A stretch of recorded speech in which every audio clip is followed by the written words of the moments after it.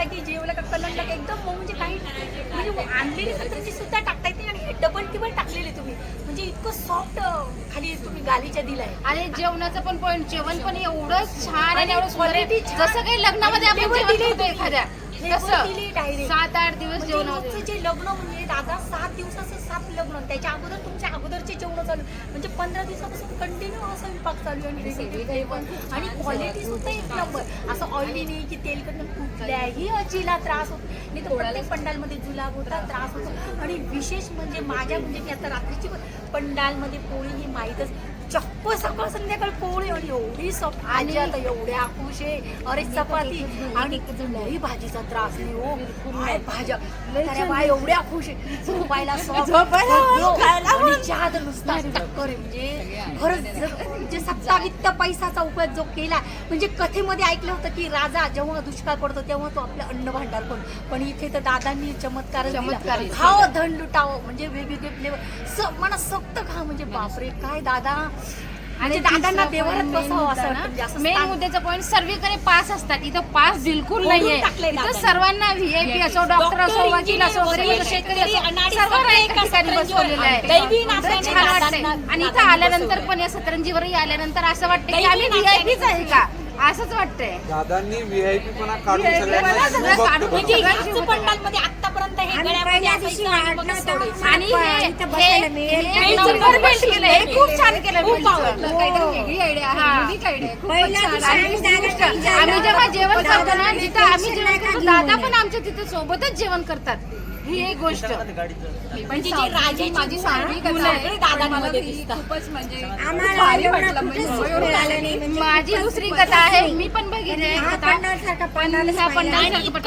माझा पहिला अनुभव दादांना विचारा. आणि रोज चक्कर येतात 3:30 आंघोळीला निघायचं तर हातामध्ये साडी लोंबत होती आणि एक कोलते ताई म्हणून आम्ही दोघीच 3:30 नव्हते 3:15 वाजत आम्ही दोघी निघालो बाहेर आणणार आहोत. नेक्स्ट दादांची कार त्याच्या मागे सिक्युरिटीची कार, दादांची कार बाहेर पडली त्याच्या मागे एक कार. मग दादांनी आम्ही घाबरलो दादा बघतील काहीतरी बोल. मग आम्ही काय केलं दादांच्या गाडीला क्रॉस केलं तिकडे गेलो पण दादांनी कार थांबवली खिडकी खाली केली कुठे चालल्या. मग आम्ही सांगितलं दादा आम्ही आंघोळीला चाललो 3:30ला आम्हाला थोडी लवकर करायची सकाळी जप वगैरे करायची. मग दादा म्हणे खाली अंधारे थांबा म्हणे. म्हटलं दादा आम्ही जाऊ. मग दादा म्हणे नाही मी कारचे लाईट च्या फोकसने तुम्हाला खाली उतर तेव्हा मी जाईल. म्हटलं दादा मी हात जोडले प्लीज तुम्ही. दादा म्हणे नाही तुम्ही जोपर्यंत खाली जात नाही तोपर्यंत मी गाडी पुढे नेणार नाही. थांबले नाही. दादा आम्हाला काय बोलले मी 1:30ला जेवलो मी आता झोपायला चाललो तुम्ही आंघोळीला चालले. म्हटलं दादा बाप शपथ दादांना विचार. दादा म्हणे मी 1:30 वाजता जेवलो आणि आता झोपायला निघालो तुम्ही आंघोळीला निघाल्या. म्हटलं दादा किती लोड नो जोक म्हटलं एवढी पब्लिक सांभाळणं. आणि रोज संध्याकाळी चक्कर येते आणि प्रत्येक शिवभक्तासोबत ते मनमुक्तपणे होतात. विचारतात कुठलं गाव आहे, कुठून आलात तुम्ही, काही आहे का, तुम्हाला पत्र द्यायचं आहे का, काही प्रॉब्लेम आहे का, प्रत्येक गोष्टी ते एकदम मनसोक्तपणे आम्हाला विचारतात. आणि असा बेल्ट कोणत्याच पंडालमध्ये नाही बरं का. म्हणजे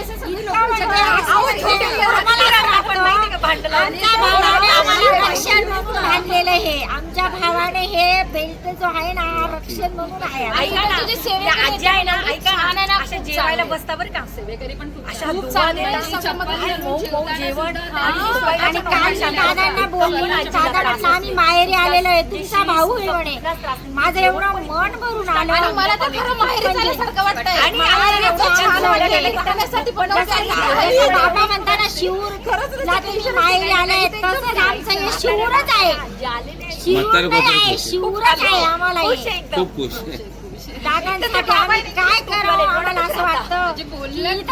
असं वाटतं आम्हाला त्यांच्याबद्दल जेवढं तेवढं रोजचं वेगळं आहे खूपच. आम्ही पहिल्या दिवशी आलो आमचं एवढं भारी स्वागत केलं सोमवारी.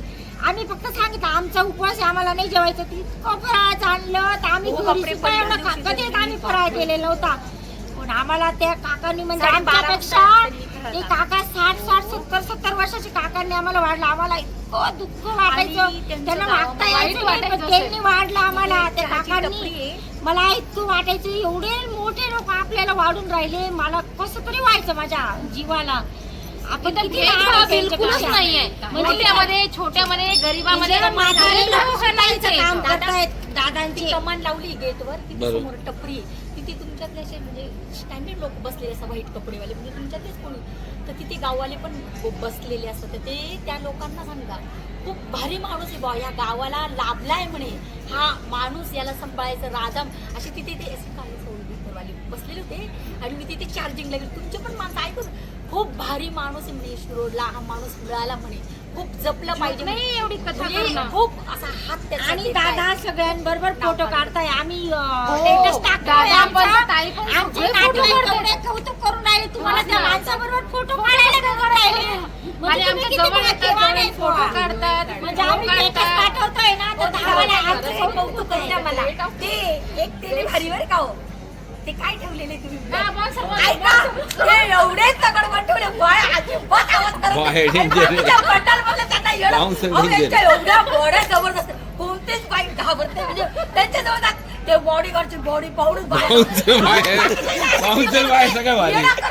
आम्हाला घाबर, आम्हाला पण आवडत बॉडी बॉडी